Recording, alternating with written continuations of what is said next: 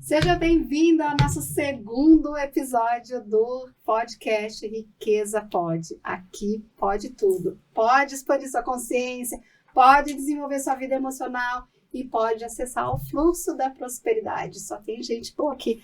Hoje tem convidado, Temos né, Thaísa? 2 convidados de ouro. Convidados ricos. Você quer aprender a acessar o fluxo da prosperidade, gatona? Gatão, hoje é o dia. Então, caneta e papel na mão, porque, gente, a convidada que eu tenho hoje, eu tenho que pegar o óculos, e quando eu pego o óculos, é porque a pessoa é muito gabaritada. Vamos lá?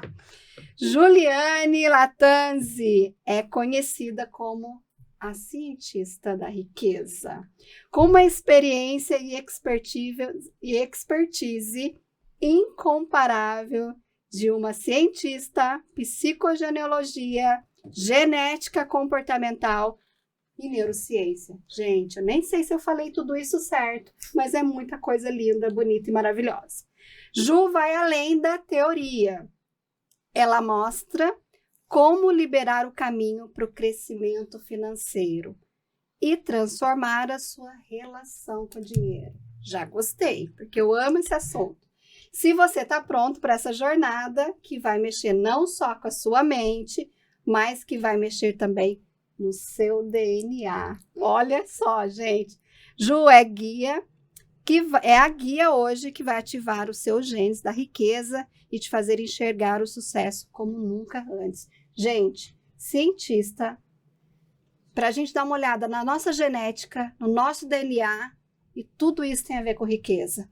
Seja bem-vinda, Ju, querida, minha amiga, minha companheira de estrada, de jornada. Obrigada. E é muita gratidão ter você aqui para compartilhar o seu conhecimento nesse podcast que está bebezinho, mas com a sua expertise e presença aqui, eu tenho certeza que a gente vai, ó, tchum!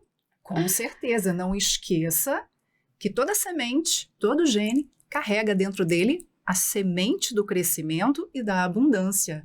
Então, tudo tem o seu ciclo, mas não deixa de ser tão importante por ter apenas começado. Gente, ela nem começou. E ela isso nem foi começou, só a semente. Isso foi só a sementinha. A sementinha. Nós temos outro convidado. Já estou promovendo. Outro convidado. E eu vou deixar a Thaísa fazer as honras da casa. Não, e para completar essa mesa, nada mais do que ninguém mais. Nossa, peraí. E para completar essa mesa, ninguém mais do que Júlio Bertin, meu amigo. A gente está nessa jornada já há um tempo, eu conheço ele já pessoalmente e profissionalmente. Tem mais de 20 anos de experiência atuando aí no mercado de empresas multinacionais, como head comercial da América do Sul, gerenciando grandes equipes aí por mais de 10 anos. Apaixonado pelo desenvolvimento humano, dedicado aí a estudos na área, né, que equivalem a praticamente 3 MBAs. Então, tem pessoas que nenhum tem, ele já tá com 3 nas costas. Isso é abundância. Que aplica todo esse aprendizado em sua vida profissional e pessoal.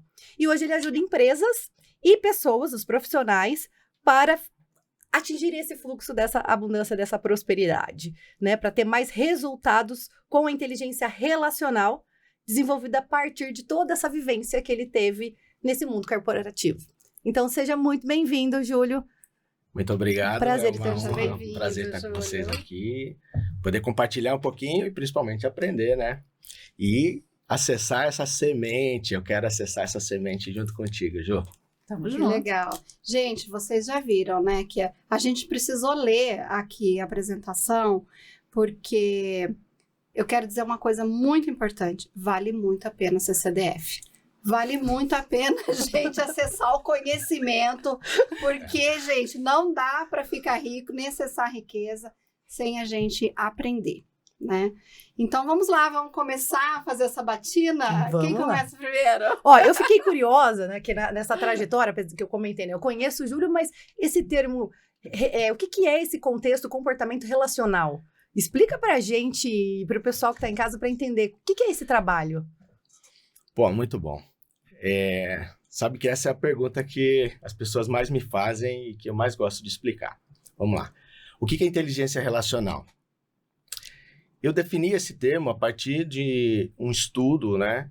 Ao longo dos últimos 8 anos, eu estudo muito sobre comportamento humano e venho aplicando isso na minha vida corporativa, com a minha equipe, mas principalmente com a minha família, na minha vida pessoal. Então, eu juntei a minha vida pessoal e profissional, esses conhecimentos, essas práticas. E eu fui identificando o quão valioso é, o quão importante é quando uma pessoa é capaz de identificar características das outras pessoas que estão em volta dela e ela usar os conhecimentos para essa interação.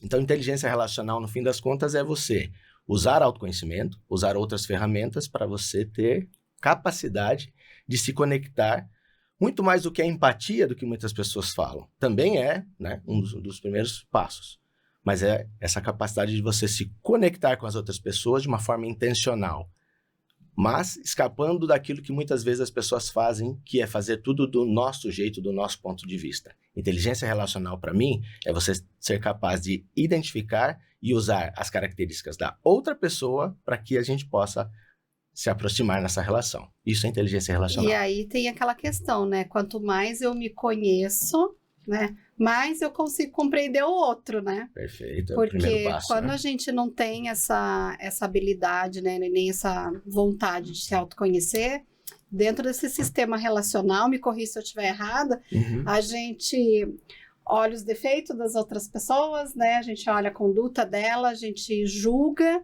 mas a gente não vê que a gente também pode estar fazendo as mesmas coisas. E Exato. eu acho que isso influencia, inclusive, a sua ambiência, o seu network, as suas relações como um todo, né? Então, o autoconhecimento é a base dessas relações. Eu diria que o autoconhecimento é o primeiro passo para qualquer coisa que a gente queira dar. O primeiro passo que a gente precisa dar para qualquer coisa que a gente queira na vida, né? Primeiro, a gente precisa saber aonde a gente está e para onde a gente quer ir. Hoje mesmo eu estava ouvindo um podcast e uma informação que me chamou muito a atenção. 90% das pessoas não têm resultados na vida simplesmente porque elas não sabem o que elas deveriam fazer para alcançar o sucesso. O que significa isso? Significa que as pessoas não sabem o que elas querem. Primeiro, elas precisam definir a meta, o objetivo, elas precisam se convencer daquilo que elas querem buscar, para depois começar um plano de ação na busca pelos objetivos. Então, é o que diz, né, aquela parte do filme da Alice, né? Se você não sabe para onde você quer ir, qualquer caminho serve. E a gente está aqui hoje exatamente para ir numa direção contrária a isso. Esse time que está aqui é capaz de mostrar que a intencionalidade vai nos levar a outro patamar, seja na carreira e, claro, em qualquer outro âmbito da vida que completa o que a gente entende como riqueza em todos os campos, né? Maravilhoso. Eu vou cutucar a Juliane. Bora. Vamos cutucar.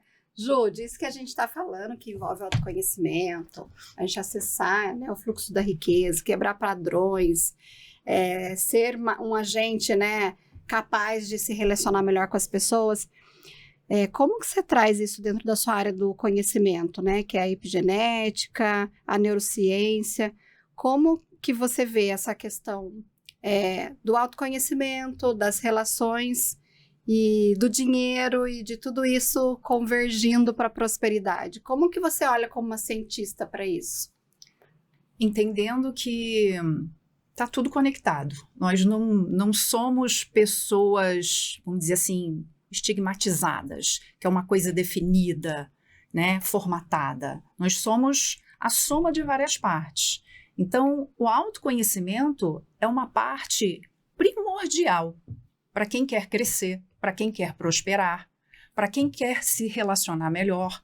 Porque se você não se conhece, se você não sabe como você funciona, se você não sabe o porquê de você agir da forma que age, se comportar da forma que se comporta, os seus resultados vão ser desastrosos. Então, toda evolução, toda jornada de evolução e de crescimento, ela começa com autoconhecimento. E como é que genética, ciência, tudo isso se complementa? Quando eu conheço o meu histórico, olhando para a questão familiar mesmo. Quando eu olho para minha família, entendo quais são as minhas origens, o porquê dos meus pais se comportarem daquela forma, principalmente em relação ao dinheiro, já que estamos falando de riqueza e prosperidade. Por que eu me comporto da forma que eu me comporto com o dinheiro? Por que eu faço ou deixo de fazer o dinheiro na quantidade e na forma que eu gostaria?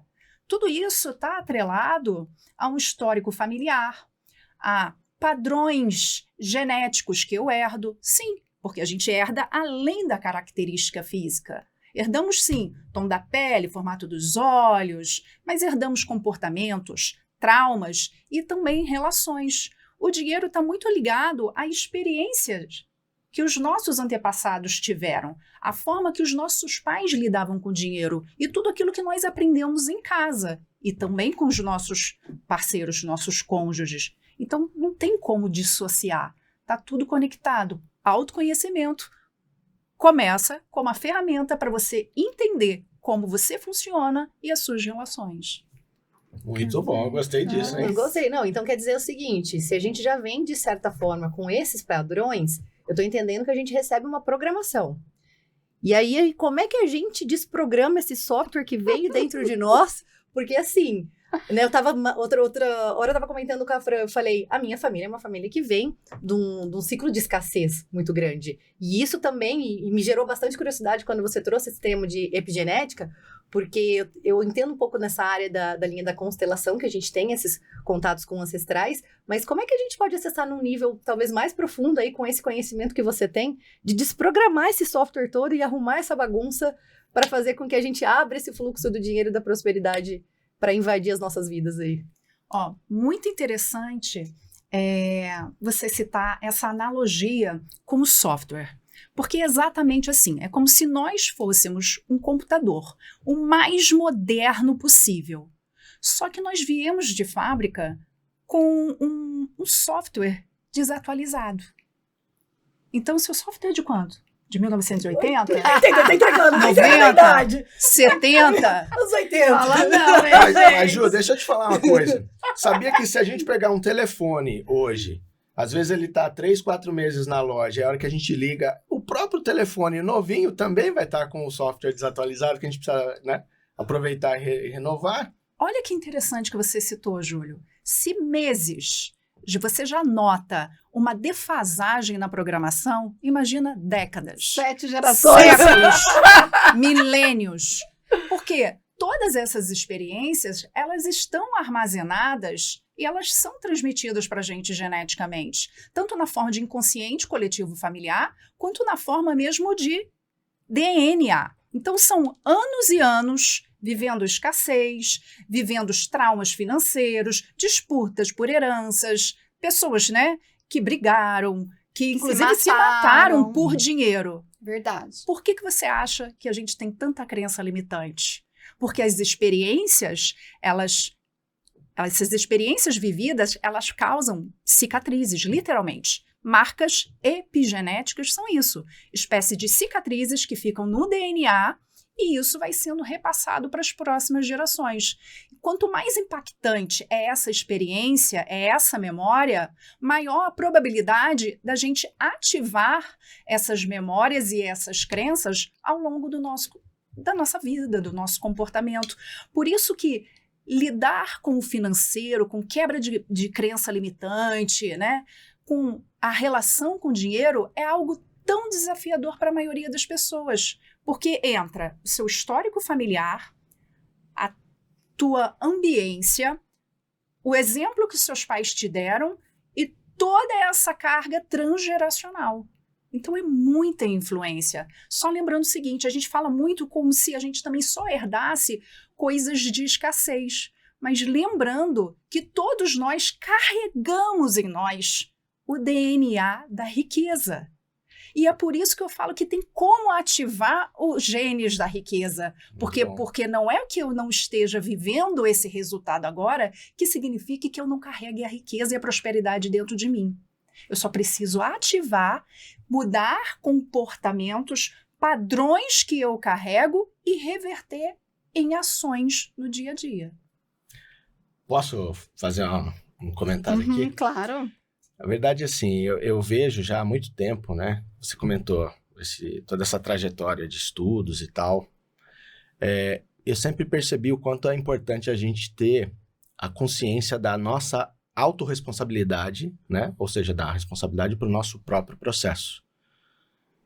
E aí, a gente tem que buscar exatamente os pontos, os momentos, as situações, né? Que a gente tem que destravar as coisas. Mas me ocorreu uma coisa, eu te ouvindo aí, que é, de verdade, um dos meus maiores motivos de tudo que eu faço. Mais do que para mim mesmo, para minha família, para os meus filhos. Então, olha só que legal. Quando a gente troca de nível, quando a gente faz alguma coisa e vai para o próximo nível, a gente não está fazendo isso só para a gente. A gente está fazendo para aqueles que estão conosco, mas principalmente para aqueles que a gente nem conhece ainda, mas que estarão lá na frente sendo beneficiados. Seja porque, de repente, a gente conseguiu criar uma carreira de sucesso, algumas pessoas uma empresa de sucesso, que pode gerar riqueza, né, também material, mas nesse âmbito que você acabou de comentar, geracional, de você plantar uma nova semente. A gente falou de semente no começo, né? A gente plantar uma nova semente aí. Foi isso que me veio como um grande flash. E eu vou aproveitar, Júlio, e emendar numa pergunta, né? Dizendo para você acredita... A pergunta é para vocês dois, né? Vocês acreditam que se a gente fizesse, né, um retrospecto e conseguisse acessar, né, todas essas gerações para trás e percebesse que realmente a gente traz, né, uma porcentagem muito grande da escassez, que nós poderíamos ser os primeiros a virar essa chave, essa genética, essa mudança? Joguei fogo no parquinho aqui para os dois, tá? Vocês escolhem quem vai começar. Eu respondo essa. Pô, essa é Aliás, a especialista. A começo especialista, respondendo, né? porque isso é um dos motivos que me motiva a fazer o que eu faço. Como você bem comentou, a questão da autorresponsabilidade. Não importa se você vem de um histórico de uma família disfuncional, se você se arrependeu pelas escolhas que você fez na vida, se você traz um histórico de escassez, né, de vida muito difícil. Tudo aquilo que te trouxe até aqui hoje foi o que você precisava para se tornar a pessoa que você se tornou hoje. Mas até mesmo a tua genética, ela não é capaz de determinar a tua vida. Ninguém está condenado pelo histórico de vida ou familiar que viveu ou pela bagagem genética que carrega. Ela influencia, sim, e tem uma influência muito grande, muito forte. Mas eu tenho a escolha de determinar quem eu serei e o que eu quero para a minha vida. Então, sim, quando a gente assume o protagonismo da vida e fala, não importa se a vida me trouxe situações duras, foi a forma que precisava para forjar quem eu me tornei e me tornar ainda mais forte, mais preparada e acessar mais habilidades. E a partir do momento que eu me torno essa pessoa melhor, mais próspera, mais confiante, mais determinada, eu não mudo apenas a minha vida, eu mudo a vida da minha família, no que eu digo no núcleo da família que eu vivo agora, dos meus filhos, meus netos, bisnetos e as demais gerações. Então, se você não sabe de um histórico de que houve uma pessoa muito próspera ou um milionário na sua família, seja você essa primeira pessoa. Legal, bacana. Vamos dar... Riqueza pode, né? Riqueza pode, tá vendo? Olha só, vamos para um viés um pouco empresarial agora. Vamos lá. Fala para nós, Júlio, na sua experiência, né, como consultor, mentor aí dentro das empresas, pessoas que fazem processo de carreira com você, como que eles olham para isso, né? Como que eles olham para essa prosperidade? A gente sabe que dentro das empresas tem plano de carreira, a gente sabe que os cargos e salários sempre é uma questão difícil, porque a gente entra dentro de uma empresa para desenvolver as pessoas, e essas pessoas elas querem a prosperidade, elas querem subir de nível dentro das empresas, e muitas vezes as empresas não correspondem, né? Então, como eu tenho uma trajetória também nessa área da liderança, desenvolvendo lideranças dentro das empresas, eu percebia que a gente entra com um trabalho como esse na empresa, expande consciência das pessoas, aquele líder, aquele executivo, ele quer mais, mas a empresa não tem, né, esse algo mais para ele. Como que você vê, como que você consegue conduzir esses profissionais que acabam entendendo que eles podem mais, mas agora estão no lugar errado? Caraca, essa foi uma excelente pergunta. Bom, vamos lá. A sua pergunta passa por vários momentos, vários pontos, né? Então, deixa eu ver se eu consigo resgatar aqui a sequência.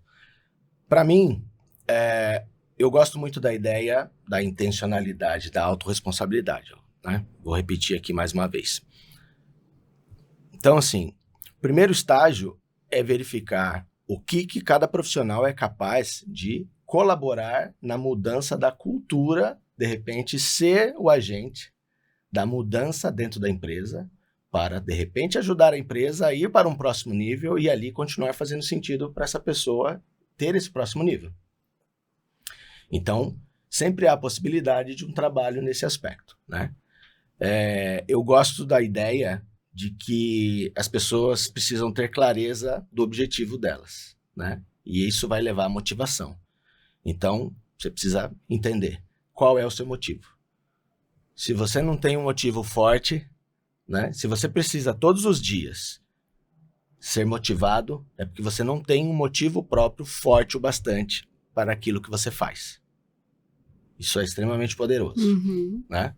Então, primeiro as pessoas precisam entender e sair do piloto automático. Eu gosto muito de repetir a lógica do piloto automático. Porque as pessoas, as empresas, todo mundo vive nesse piloto automático. Sem perceber que muitas vezes estão sendo levadas por uma correnteza. Seja uma empresa que não está indo bem e um bom profissional está ali, né, esperando que o mundo mude, a empresa mude para que as coisas melhorem para ele, né? Então, o despertar da consciência que é importante nesse papel da transformação, tá? Bom, se um profissional está num contexto que ele não consegue realmente visualizar um futuro, ele tem que ser responsável pelo seu próprio futuro. Aí é um pouco diferente. Às vezes, a gente está falando de coisas que não estão mais dentro do mesmo nível. As coisas não se conectam, que é o objetivo da empresa e o objetivo do profissional. Nesse momento, o profissional precisa entender o que ele pode fazer, quais são os passos que ele pode dar na busca por se capacitar, entender o que ele gosta, o que ele quer fazer, para onde ele pode ir e que tipo de ambiente vai fazer sentido para ele na busca para substituir o ambiente que eventualmente não está mais fazendo sentido. Então, eu penso que esse é um cenário que é importante as pessoas terem essa consciência e agirem. Né? E as pessoas são autônomas das suas próprias carreiras, né? Elas precisam mudar essa mentalidade de que a empresa está ali para fazer tudo o que eu preciso. A empresa precisa me dar treinamento, a empresa precisa me dar o cargo que eu quero, ela precisa me dar o plano de carreira que eu almejo, né? Sim. Então, eu acho legal quando você fala da autorresponsabilidade, porque o plano de carreira, o PDI, não é responsabilidade da empresa.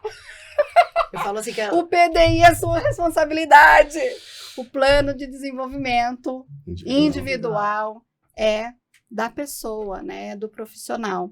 Por outro lado, eu queria complementar aqui uma coisa bem interessante que assim, foi uma das coisas que quando eu estava lá ainda treinando dentro das empresas, eu pensava muito sobre esse movimento que a gente entra dentro das empresas para treinar, Júlio, que é um trabalho que você faz mais hoje, eu já faço menos, da gente expandir a consciência das pessoas para elas terem algo mais dentro da empresa e serem boicotadas pelos próprios donos e CEOs dessas empresas que não fornecem um budget de crescimento para essas pessoas. Então, olha que interessante. Isso serve para quem for empresário, quem tem equipe, tá? Presta atenção nisso, como o dinheiro e a riqueza vai para o ralo. Você contrata um profissional, treina seu líder, capacita, esse profissional vai lá, expande a consciência dele, você paga a nota desse profissional. Normalmente é um investimento interessante que é feito. E aí o profissional ele expande consciência e aí ele quer mais dessa empresa. Então ele quer novos projetos, ele quer crescer, ele quer ganhar mais, porque ele viu que ele pode mais. E aí não tem budget para essa pessoa crescer dentro da empresa. O que acontece? Ela arruma outra empresa para trabalhar. E todo aquele investimento que foi feito naquele profissional, naquele líder, vai para o ralo. Até que venha o próximo, até que essa empresa invista de novo no próximo colaborador. E aí vira um ciclo vicioso de dinheiro jogado para o ralo. Você já vivenciou isso em algumas empresas que você já atendeu? Sim. De novo, é mais uma forma de a gente olhar o tal do piloto automático, né? Porque no fim das contas as pessoas não estão percebendo esse padrão de perder pessoas, perder talentos pela falta, seja de um recurso comum, uma capacitação, um treinamento, seja uma oportunidade, às vezes de uma viagem corporativa, que é um fator que pode motivar determinados colaboradores. Então, a visão de economizar em um aspecto, muitas vezes, gera um custo muito maior. Eu lembro aqui uma estatística, se eu não me engano é da FGV. O custo da reposição de um colaborador pode chegar a 213% do salário desse colaborador. É muita coisa. É muito alto. Além de todo o impacto em termos de tempo que a empresa vai ter, né? E aí eu trago aqui, inclusive, uma experiência própria, né? No tempo de executivo, de ter isso, né? Quer dizer, às vezes a gente tinha fatores que as pessoas saíam e aí tinha todo um impacto na operação por conta da perda dessa pessoa. Então, é muito caro perder boas pessoas, às vezes por pequenas economias, né? A tal da economia burra, economia porca, né? Cada ditado, cada lugar fala de um jeito. E, Júlio, complementando o que você coloca, eu digo que também sai caro quando também a gente tem uma postura de colaborador que fica no papel de vítima, que é o que a Fran estava colocando, né? Que cada um é responsável por criar a sua própria motivação para poder correr atrás do seu próprio desenvolvimento. Porque também aquela pessoa que fica na empresa ali, só naquele papel mesmo de vítima, pedindo, olha, me dá. Também custa caro isso para a empresa, porque a empresa deixa de ter a oportunidade, aquela vaga específica para alguém que queira se desenvolver, e ela não está percebendo em função desses padrões, e essa pessoa acaba trazendo uma energia negativa também para o ambiente. E mais cedo a Ju até comentou, em termos de relações, porque as relações não necessariamente ficam só vinculadas com as relações de gerações. A ambiência também traz isso. E aí, se você tem uma pessoa que emocionalmente ela está desenvolvida, ela vai ter um drive diferente para a carreira dela em relação a uma pessoa que não está. A questão... E aí eu vou jogar a bola agora para a Ju, porque eu vejo que tem muito esse lado, assim, razão e emoção quando a gente fala em termos de prosperidade. E a prosperidade, ela pode se manifestar em várias áreas da vida, mas aqui a gente vai puxar um pouco a sardinha para o lado do dinheiro, que é o que a gente está tentando trazer essa expansão de consciência para todas as pessoas. Como é que a gente ativa, por exemplo, numa pessoa dessa que está no papel de vítima, porque possivelmente ela está nesse papel em função das relações que ela está acostumada, como é que a gente traz essa, né, pegando até o gancho que você falou mais cedo, né, de tirar esse software, como que eu coloco isso na visão dessa pessoa, a importância dela também colocar uma outra postura e que essa postura vai abrir fluxo para ela e para todas as relações ao redor dela? Interessante isso que você comentou. A ambiência exerce uma influência muito grande sobre a gente. Para e pensa. Todos os lugares que você já frequentou, desde o seu âmbito profissional, desde um restaurante, de um clube, de uma associação, o que te fez se aproximar dessa ambiência ou de afastar dela? Era influência. Desde pequenos, por exemplo, a gente ouve essa questão, cuidado com quem você anda. Por quê? As pessoas exercem influência, o meio exerce influência sobre a gente. Então, quando eu estou numa empresa, vou falar os dois lados, desde a empresa que não me incentiva a me desenvolver, as pessoas naquele âmbito, como você comentou, têm um drive limitado. Qual vai ser a consequência na minha vida? Limitação. Sou eu que estou no lugar errado. Agora, na postura de vítima, a pessoa está, sim, com uma postura limitada, é dela, não significa que seja da empresa, mas ela exerce influência sobre aqueles que o cercam. Se ela tem liderados, qual a influência que ela está exercendo nessas pessoas? Porque qual é o exemplo que ela está dando? E ainda impedindo outras pessoas que almejam crescimento, sucesso, oportunidades, de estar onde essa pessoa, na postura de vítima, se encontra e impede que outra pessoa, vamos dizer assim, Evolua ali, né? evolua e aproveite aquela oportunidade. Então, cabe sempre, dentro das empresas e também dentro dos nossos negócios, a gente está de olho na cultura da empresa, nas pessoas que nós contratamos, na postura das pessoas e a gente também escolher, falar, eu estou no lugar certo, porque se eu estou também num lugar em que eu espero algo dos outros e não tenho, significa que eu que estou no lugar errado. Aí entra a questão da autorresponsabilidade. Tá? Então, este lugar, esta ambiência não é para mim. Eu vou procurar um lugar ao qual eu possa me desenvolver.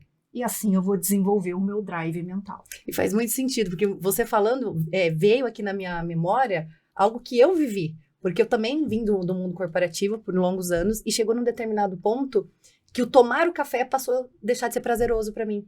Porque o momento do café era o momento da reclamação. Era o momento de falar mal de chefe, era o momento de falar que as coisas não funcionavam. Era sempre aquela lamentação, né?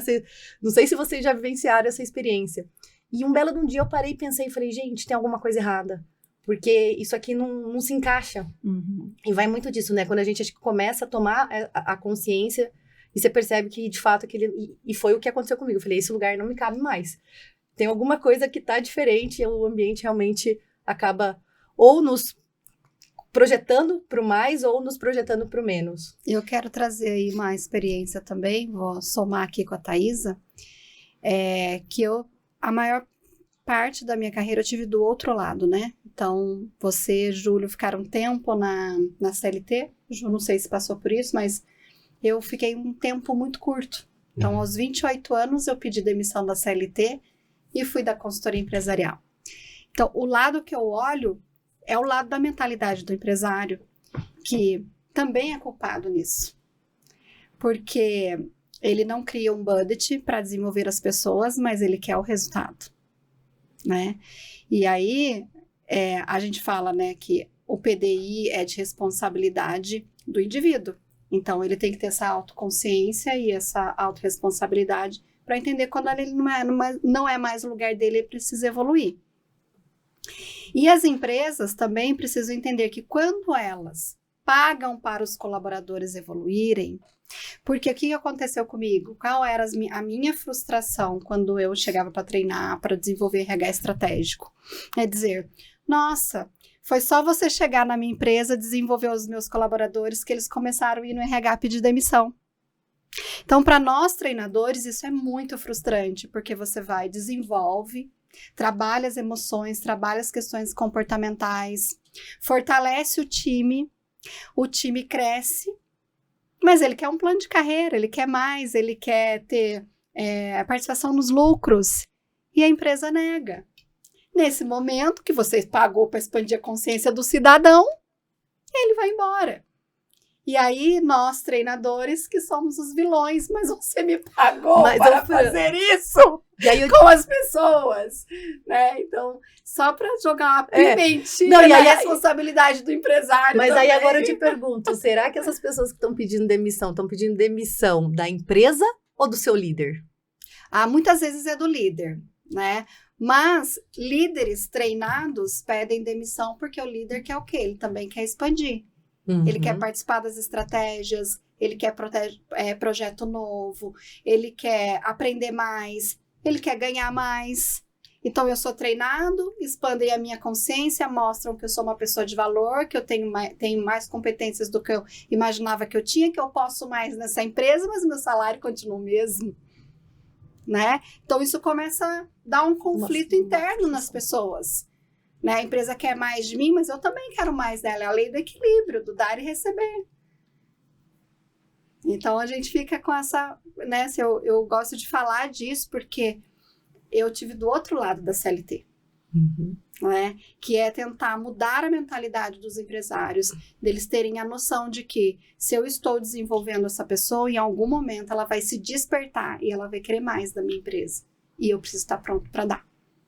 Senão eu vou perder uma pessoa que eu mesmo treinei, que eu mesmo expandi a consciência, que eu mesmo mostrei para ela que ela era muito mais do que ela é.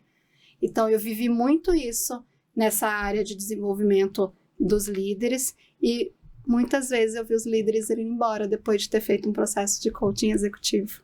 Faltou o desenvolvimento da empresa ficou porque a aquém. mentalidade da empresa é só eu vou pagar para ele se melhorar porque eu quero o meu resultado. Na verdade, aí entra uma questão que é... A gente tem mais 5 minutinhos, tá? Só para vocês saberem. 3 minutos? Tá. Então a gente fecha nessa. Tá. E aí é a questão, então, da noção das empresas, né? E das pessoas em geral, do que é custo, despesa ou investimento. Né? Exatamente. Porque a hora que você... Tudo que pode te trazer retorno é investimento. Então, as pessoas em sua carreira ou as empresas precisam ter essa noção. Investir para crescer e dessa maneira ter condição, ter uma certa margem, né, para reinvestir e continuar o crescimento. Que todos buscam essa ascensão, essa continuidade. Então, se a gente não tiver essa mentalidade de cada vez plantar uma semente, colocar um tijolinho a mais... E continuar reinvestindo no que está dando resultado e está dando certo, Exato, né? Tá. Principalmente então, nas eu pessoas. acho que essa que é uma questão. A cultura, né, de entender que a gente precisa fazer, a gente precisa, né, arregaçar as mangas, como né, eu sempre ouvi, e sair do lugar. De novo, autorresponsabilidade. Né? Entender que a gente é responsável pelo sucesso que a gente mesmo cativa, né? Passamos aí por vários veios, né? Vai e volta. Vai e volta no bate-bola. E ver legal. como que, assim, não se limita a questão só do CPF, né? A gente tem que olhar além do CPF, tem que olhar também a questão das próprias empresas, CNPJs, em tudo. A gente tem que olhar com um olhar de prosperidade, onde que a gente pode abrir as possibilidades para crescimento na nossa área pessoal e na nossa área profissional. Quero agradecer imensamente, Júlio, por você estar aqui. Deixa o contato para o pessoal te seguir nas redes sociais, como que o pessoal te acha, para conhecer um pouco mais sobre o seu trabalho. Legal. No LinkedIn, Júlio Bertin, e no Instagram, juliuc.bertin. Legal. E Juliane, também quero agradecer. Hoje a gente está na dupla aqui, Ju e Ju. Nossa, é mesmo. Deixa também o seu contato aqui para que as pessoas possam acessar essa cientista da riqueza para poder mexer aí nesses padrões. Deixa o seu contato para a turma te encontrar e procurar seu trabalho maravilhoso. Obrigada. Para vocês me seguirem, o meu Instagram é @JulianeLatanze. Gente, esse foi o nosso podcast Riqueza Pod, episódio 2, Comportamento e Riqueza. Se você está assistindo a gente pelo canal do YouTube, então você pode se inscrever, ativar o sininho, pode fazer um comentário aqui. E se você tem um conhecimento bacana que você queira também sentar aqui com a gente, compartilhar suas ideias, o seu ponto de vista, o seu conhecimento, com o objetivo de expandir a consciência das pessoas, só falar com a gente e sentar na nossa mesa. Até o próximo episódio.